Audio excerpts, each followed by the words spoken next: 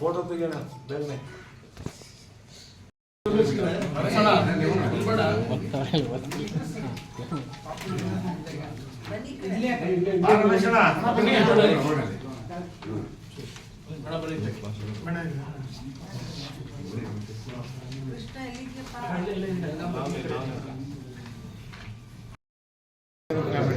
ಏನು ಕೇಳಲ್ಲ ಬಿಡಿ.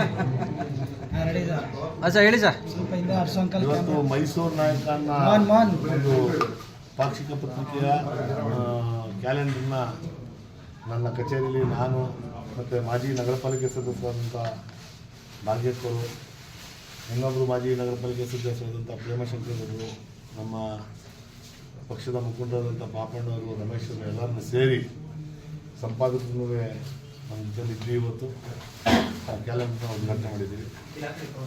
ಕ್ಯಾಲೆಂಡರ್ನ ಹೊರತಂದ್ವಿ. ಜೊತೆಗೆ ಆ ಮೈಸೂರು ನಾಯಕ ಅನ್ನೋ ಪತ್ರಿಕೆ ಎಲ್ಲರನ್ನೂ ತಗೊಂಡು ಓದಬೇಕು ಅಂತ ಅನ್ನೋದು, ಅದು ಕನ್ನಡ ಮಾಸಿಕ ಪತ್ರಿಕೆ, ಅದು ಪಾಕ್ಷಿಕ ಪತ್ರಿಕೆ, ಅದನ್ನು ಓದಬೇಕು ಅಂತ ಅನ್ನೋದು ನನ್ನ ಅಭಿಪ್ರಾಯ. ನಮ್ಮ ಸರ್ಕಾರದಿಂದ 5 ಜನನ ಸರ್ಕಾರ ಆಯ್ಕೆ ಮಾಡಿದೆ. ಎಲ್ಲ ಸಿಂಡಿಕೇಟ್ ಸದಸ್ಯರಿಗೆ ಅಭಿನಂದನೆಗಳನ್ನ ತಿಳಿಸೋಕ್ಕೆ ಇಷ್ಟಪಡ್ತೀನಿ. ಉತ್ತಮವಾದಂಥ ಕೆಲಸ ಮಾಡಿ ಮೈಸೂರು ವಿಶ್ವವಿದ್ಯಾನಿಲಯ ಏಷ್ಯಾ ಖಂಡಕ್ಕೇ ಹೆಸರಿರುವಂಥ ವಿಶ್ವವಿದ್ಯಾನಿಲಯ.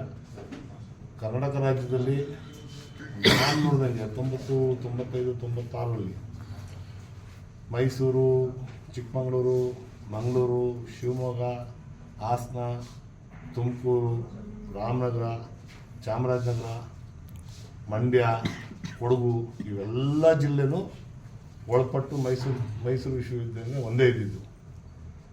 ಏಷ್ಯಾ ಖಂಡದಲ್ಲಿ ಅತಿ ಪುರಾತನವಾದಂಥ ವಿಶ್ವವಿದ್ಯಾನಿಲಯ ಮೈಸೂರು ವಿಶ್ವವಿದ್ಯಾನಿಲಯ. 106 ವರ್ಷ ಏನೋ ಆಗಿದೆ ಆ ವಿಶ್ವವಿದ್ಯಾನಿಲಯಕ್ಕೆ.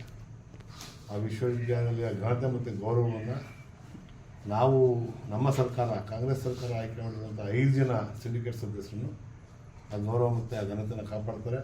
ಮತ್ತು ಶಿಕ್ಷಣದ ವ್ಯವಸ್ಥೆಯನ್ನು ಏನು ವಿದ್ಯಾರ್ಥಿಗಳಿಗೆ ಸಿಗಬೇಕು ಅದನ್ನು ಸಿಗುವಂಥ ವ್ಯವಸ್ಥೆ, ಮತ್ತು ಕುವೆಂಪು ಅವರು ಕಟ್ಟಿದಂಥ ನಮ್ಮ ಮಾನಸಿಕ ಕ್ಯಾಂಪಸ್ನ ಅಲ್ಲಿ ಓದ್ತಾರಂಥ ವಿದ್ಯಾರ್ಥಿಗಳಿಗೆ, ವಿದ್ಯಾರ್ಥಿನಿಯರಿಗೆಲ್ರಿಗೂ ಏನು ಮೂಲಭೂತ ಸೌಕರ್ಯಗಳು ಬೇಕು ಅದೆಲ್ಲವನ್ನು ಮಾಡುವಂಥ ಕೆಲಸ ಮಾಡ್ತಾರೆ ಅಂತ ನನ್ನ ನಂಬಿಕೆ ನನಗೆ.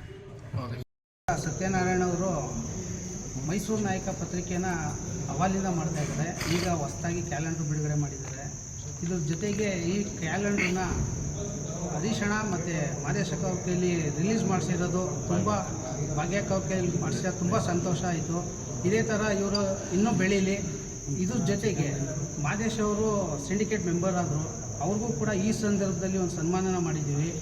ಅವರು ಕೂಡ ಇದೇ ಥರ ಒಳ್ಳೊಳ್ಳೆ ಕೆಲಸಗಳನ್ನ ಮಾಡಲಿ, ಅಲ್ಲಿ 4 ಜನ ಅವ್ರನ್ನ ಗುರುತಿಸ್ಬೇಕು, ಆ ಥರ ಅವರು ಬೆಳೀಲಿ ಅಂತ ನಿಮ್ಮ ವಾಹಿನಿ ಮುಖಾಂತರ ಕೇಳ್ಕೊಳ್ಳೋಕ್ಕೆ ಇಷ್ಟಪಡ್ತೀನಿ. ಹರೀಶ್ ಕೊಟ್ಟರು ನಮ್ಮ ಕ್ಯಾಲೆಂಡರ್ನ ಬಿಡುಗಡೆ ಮಾಡಿದ್ದಾರೆ. ನಾವು ಪಾಕ್ಷಿಕ ಪತ್ರಿಕೆಯನ್ನು ಇನ್ನೂ ನಮಗೆ ಸಂತೋಷ ಆಗಿದೆ. ಇನ್ನೂ ನಮ್ಮ ಪತ್ರಿಕೆಯನ್ನು ಇನ್ನೂ ಚೆನ್ನಾಗಿ ತಗೊಂಡು ಓದಲಿ, ನಮ್ಮ ಪತ್ರಿಕೆ ಇನ್ನೂ ಬೆಳೆಯಲಿ ಅನ್ನೋದು ನಾವು ಹಾರೈಸ್ತಾ ಇದ್ದೀವಿ.